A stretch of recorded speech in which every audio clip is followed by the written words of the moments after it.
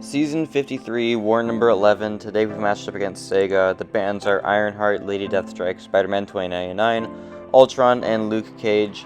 And my team today is Arcade, Spider-Punk, and America Chavez. So, quite a different team for me today. I'm taking Spider-Punk to war for the first time, and then Arcade back for the second time. Really excited to show you guys these fights, because I think they all went really, really well. So, let's start today on Path 8. Against this America Chavez here that I technically could have also used Chavez for, but I needed a generic science tactic champ to take my path fights, and I felt like giving Spider-Punk a try since I ranked him up and hadn't really had a chance to use him yet. So yeah, we start with this Chavez, who kind of is just on a generic node. She's gonna gain a cruelty whenever I knock her down, so I'm not gonna do that all the time, but luckily for me, Spider-Punk's heavy attack places a taunt, which is really awesome.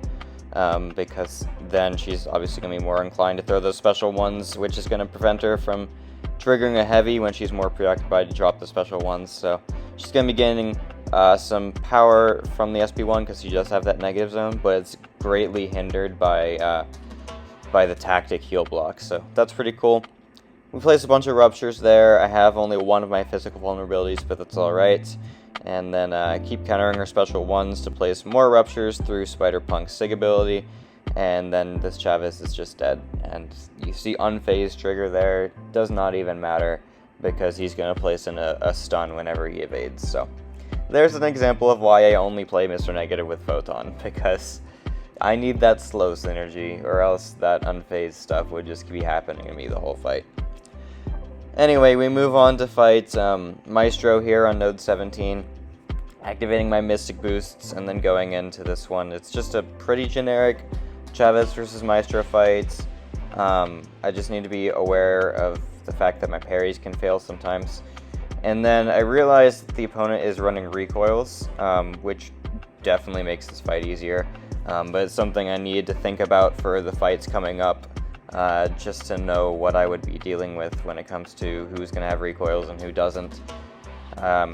But yeah, this Maestro is just dying really fast.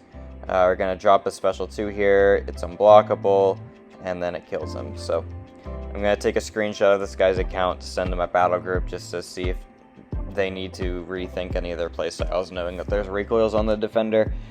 Yeah, so now we're fighting Kindred. It's my only other Spider-Punk fight. Again, I just needed a generic science champ for a tactic, and I picked Punk. And Punk is really good for Kindred. He's hashtag Spider-Verse hero, so whenever you do that pause on the outbreak that you get by punishing Kindred specials, his is going to be 14 seconds instead of every other champion who has only 8. So there had a bit of a lag spike, a little annoying, but it's not a big deal. Was hoping he wouldn't charge a heavy there and would go straight into SP1, but he did. It's okay, we're still at 38 charges, so a little bit before he gets Outbreak. And you can see that pause is lasting a long time, so he's not going to get his Outbreak going until he gets into the root, basically. And then I'm going to be ready for it, drop the SP1 right there, and do take a little bit of degen damage. I still think Punk's SP1 is really, really bad, and I wish they changed it a bit more in the update, but it's whatever. Honestly, my least favorite thing about his SP1 is how long the animation drags out. It's really, really annoying, and it's not even like one of my favorite animations. So, yeah, that fight's over, and now we fight Chavez. No, we were using Chavez. We're fighting Cersei on node 35. Still have my Power Start 1 carrying over from the previous fight, so I'm just going to go for a couple negative zones here just to get ready for when she's going to start power gaining. She does right there, and then I'm going to get a bunch of power from Mystic Dispersion, which is blessing and a curse kind of thing. And here I'm just looking for an opening to drop an SP2. Get it right there. We heal up, and then power backs push me to a special 3. Baiting her SP1 real quick. Don't really want to push her to SP2, even though I'm very confident I can dex it. It still hurts pretty bad if you do get hit by it, so I'm just not going to push her there if I can help it. SP3 does a lot of damage. She's still at 29% though, so we just need to get the SP2 going, and then Mystic Dispersion is going to push me red again, I believe. But I'm going to go for one more negative zone to where after this SP3, she's not going to be able to throw her own SP3 because we're going to be power draining her, even if that somehow managed to not kill, which of course it did because it's Chavez with her maximum attack increase. But yeah, those are my path fights. We move on to Danny Moonstar on node 37. This is my Arcade's ramp up fight. I need Arcade ramped for the next mini boss he's going to take. And then this defender had recoils as well because it's the same account. So it's fine. I just needed to make sure that I finish this fight with 8 or more Arcade tokens. That's the only thing I care about. Because this is a really easy fight. Like, Danny does not really benefit from the nodes that much, and she's not much of a defender to begin with. So the only thing I'm caring about here is just trying to not trigger my auto block because I need those tokens to carry over. And then, yeah, that's about it. She's gonna die really fast, largely just due to recoil mastery taking her down. But Arcade's damage still is not that bad in a war scenario. So yeah, now we're just going to take this SP2 on the block. I know that she's going to get impact charges. I just don't want to risk the dex and then lose my Arcade tokens.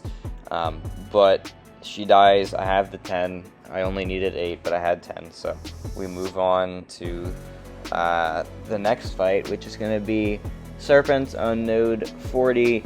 Taking this fight with Chavez, of course. Done this one a couple times before. It's really not that bad. This is kind of just like the anti-Sim Supreme placement, but Chavez just does this fight really easily anyway. So, only annoying thing for Chavez in this fight is that she can't drop SP2s. You need to make your damage work from your basics, your special 1s, and your special 3s, which she still has a crap ton of damage anyway, so that's usually possible, but just a little bit inconvenient. So, gonna make sure to keep up those negative zones, since that's kind of how you want to fight Serpent. It's just controlling that ability power rate he's got. And he's gonna get his big power gain there from the special 2, but just keep up those negative zones. Gonna always have a bunch of them. And then drop the SP3, which is gonna do pretty decent damage. Push him back in the corner. He's gonna lose more of his Cull Force, which is great. And then I just need to get myself ready for his death immunity. To make sure I have enough negative zones for that, and then try to stay aggressive at the same time because he's going to be healing a lot through it. So, go for another, I should have dropped an SP1 there. I was a little worried that I was going to push him to SP2, so I decided to like hold it back. Or push myself to special 2, so I was trying to hold it back, but it's fine. At this point, I'm just like, okay, I'm just going to basic attack him to his death immunity. Just stay chill, stay in control. He's healing a lot, obviously, but that's okay because we just power drained him a bunch. And then I'm just continuing to play aggressive because I know he's not going to be able to drop an SP3 if I have 2 negative zones and he has a power gain. And then I just dropped the relic into the block because I knew he was going to die. So here we go. That Serpent's down, and then we move on to my last fight of the war, which is this Weapon X on node 43.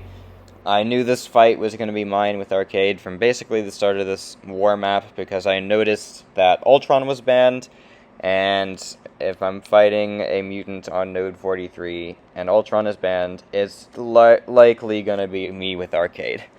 So yeah, we have the Invul boost carrying over.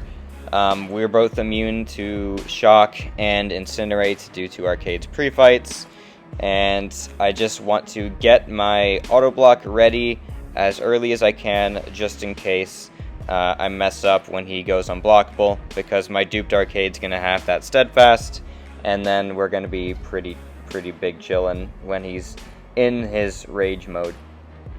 So anyway, not much to say. I kind of messed up with the unstoppable there, but here I'm not going to mess up. I'm just going to wait out the unstoppable, drop my SP1, which is, it has a long animation, so it gives me some time to let his berserk charges fall off, which is really nice. Like you can see here, the SP1 just lasts so long that you can see those charges just go away super fast, so I don't need to worry about just getting caught in the corner while I'm waiting for it to go away.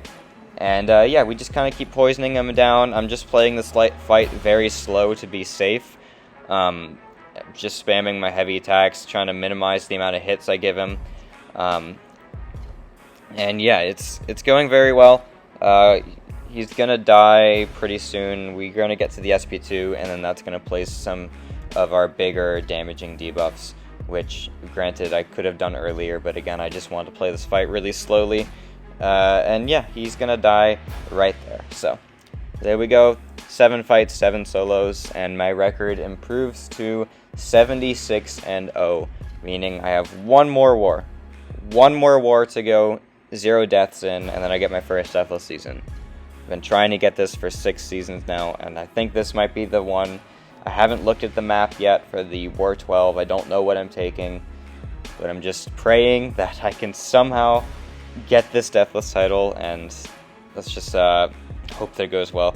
Unfortunately, we did lose the war. We just lost our chances at Masters, unfortunately, but it's whatever. It happens. We're on a 3-war losing streak. We're just not playing very well, but all I can do is look forward to next season at this point, because next war, win or lose, we're staying in Plat 1.